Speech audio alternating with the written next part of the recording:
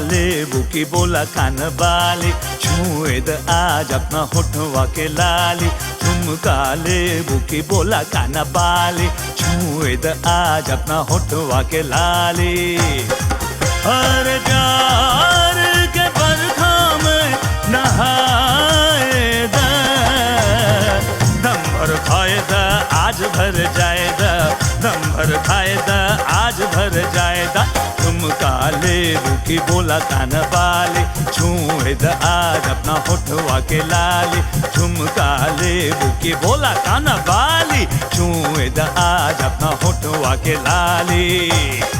हर प्यार के बरखा में नहाए द, दम भर खाए द आज भर जाए द, दम भर खाए द आज भर जाए द।